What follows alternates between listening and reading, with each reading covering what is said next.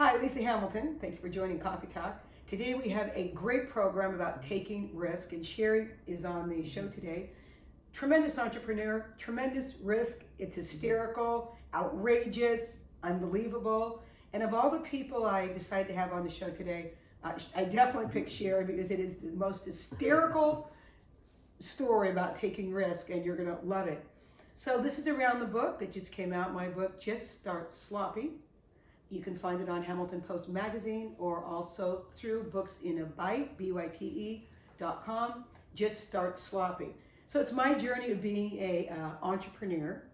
And I said that there's three factors. We have the Christopher Columbus factor, when you believe the world is round and no one around you can see it. And you're convincing people the world is round. But as an entrepreneur, you hold on to that dream and you keep pursuing this until the end, regardless if anyone else sees it. Second factor, we have, of course, what you went through, what the hell are you doing factor, and you have gone through that, which hysterical. What the hell factor is when all your friends and family try to save you from this endeavor. And they're saying, what is she doing? Does she know what she's doing? We need to save her. However, we have the third factor, and that's the passion factor, that no matter what, you're going to pursue this because you can't not pursue it. So in my story, Christopher Columbus factor, I go to 2 years law school, I get a degree, and I'm working for attorneys, litigate my first case after 2 years, and I hate it. This is the worst thing I've ever done. I quit. I'm saying, I'm sorry, I quit. Here I have this promising career, tremendous salary ahead of me, and I thought, I hate this, and I did it for the money anyway. I hated it. Shortly after, I see fashion, design. I go, you know what? I can do that. I saw it, and something hit my heart. I go, not only do I want to do it, I can do it. So that's the earth is round factor, the Christopher Columbus. So I quit. I tell everyone I have a new career. I have a condo. And I have also a warehouse, but I can't afford both. So, obviously, what would any entrepreneur do? You leave the condo, I move into my warehouse, making no money, going through all my savings, and I just continue forward. Obviously, my friends and family are trying to save me, and as they keep questioning me, then we move into number 3, the passion factor. This is when you start to question yourself, and I'm going, what am I doing? Because just like Christopher Columbus, there's no land, there's no money, and he did not hit the goal that he thought. And everyone wants to mutiny on the bounty. And here I am going, are they right? Maybe the world isn't round. Maybe this dream is ridiculous. So you're there. And I remember being in my warehouse, and it was probably 1 o'clock in the morning. And here I am with my coffee pot, and I go to 24-hour fitness to take showers. That's my life. And here I am thinking, really, what am I doing? And I start to question myself. And it was like, honest to God, it was 1 o'clock in the morning. I'm doing my fashion, I'm doing my things. And I said, God, should I be doing this? And I remember he said, do you like what you're doing? And all of a sudden I go, I love what I'm doing. And I go, I actually have a passion for what I'm doing. And it was so passionate where you couldn't quit. And of course, you pursue it to the end. So that's my story. But now we have to go into Sherry's outrageous taking a risk story. So Sherry, when you first, it was a nail salon, am I correct? Yes. Had you ever done nails before? No. So first of all, Sherry, why would you take this kind of risk of never doing nails, owning a nail salon? So what prompted you to do this? Well, I never really wanted a career other than to be a wife and a mother. So I was living the life, I was enjoying my life, and I had interests all my life, but I wasn't really trying to develop anything other than, like I said, being a wife and mother and having a home. And so in those days, around in the early 80s, my husband John and I had been married about 10 years, and I had 4 children, and from about 10 down to newborn, and all of a sudden the economy took a downturn, and my husband's industry really took the hit, and it didn't look like it was going to come back anytime soon. So, and we had a new house, and it was like, okay, I need to help.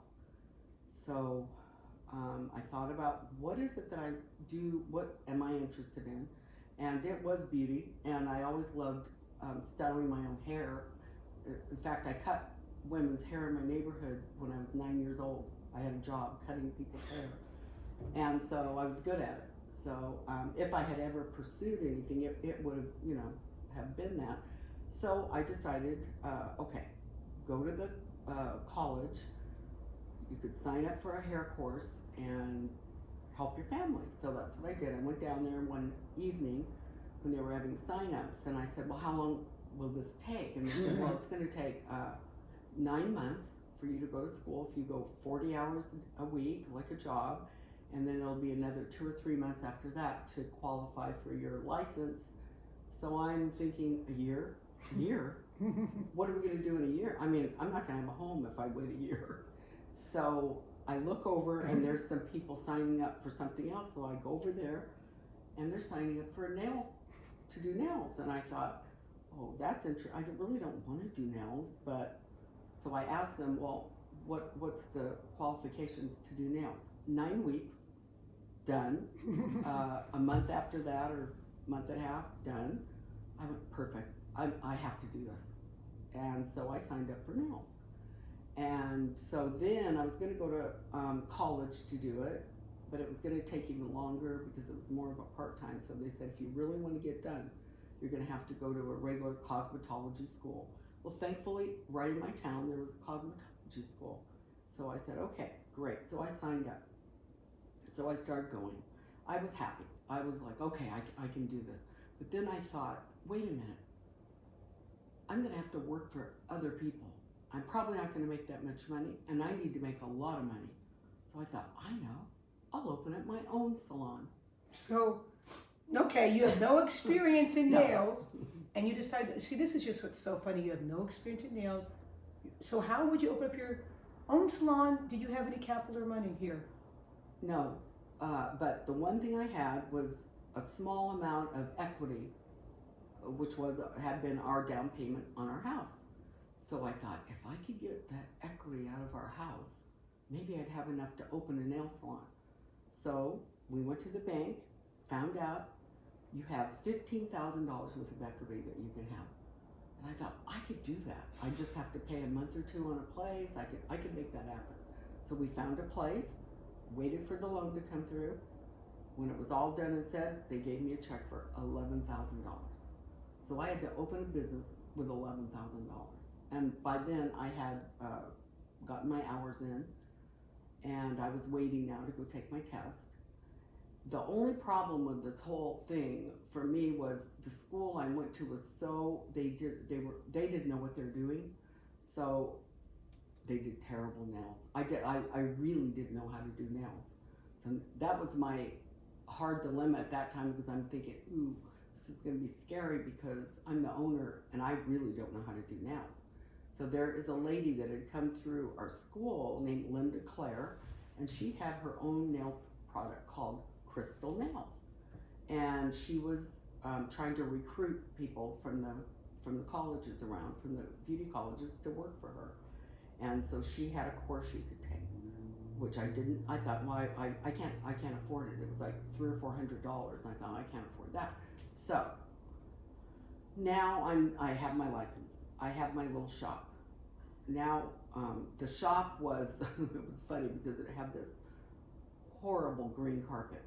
I thought, what am I going to do with this? So I just went out and found wallpaper with big parrots on it, pink and dark brown, pink and white, that had that green in there, and it looked like I turned it into a jungle. It was fabulous. I needed that color carpet, and because I couldn't afford to take it out. It actually worked for me. Then I went. There was one story because we don't. Yeah, we don't have a lot of time. The one story that you told me was so funny. So you get your license. Yeah. You open up. Now you're the owner. Right. Now I love this story. Someone comes to you to do nails. Yes. So tell me about that. Okay. And then tell me about that, of course, how it all turned out. But tell me about that experience. Okay. So I opened my salon, and actually I had gone there weeks before, and I had walked around talking to women saying, you know, you're going to have a nail salon here pretty soon. They were all excited. I had a drawing so they could win a new set of nails. So by the time I opened, I had a line. I had a line out the door waiting. So anyway, so I opened my salon.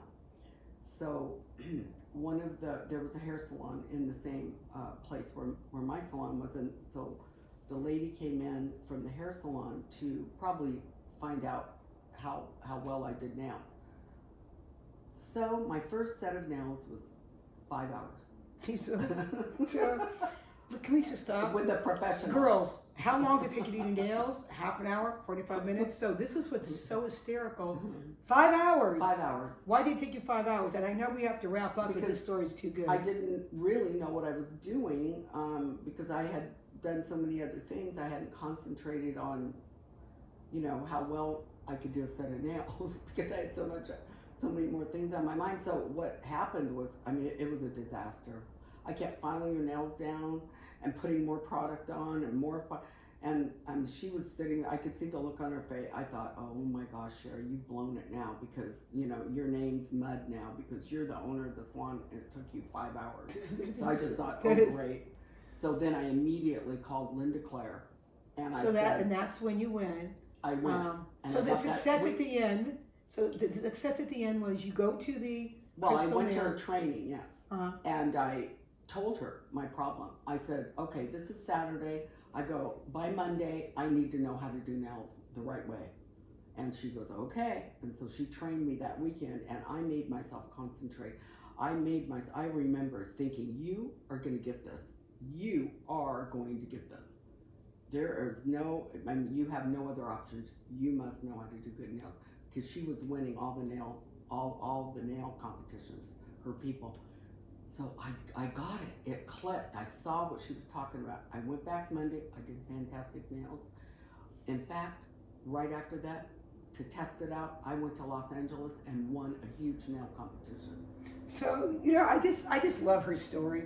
And I love her story. And so, of course, I love it. Of course, the book Just Start Sloppy. You know, to take a risk like that, taking your equity out of your home, not knowing what you're doing, opening up a nail salon, can't even doing it. But, you know, I just love that when you know that there is no option, that for her, the story that she actually won, you actually won the nail salon.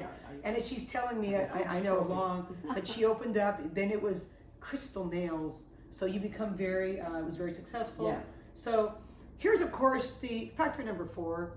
And I love factor number 4. It's that when you finally continue to pursue, like Christopher Columbus, you find a new land, and once you arrive, it's called the I told you so factor.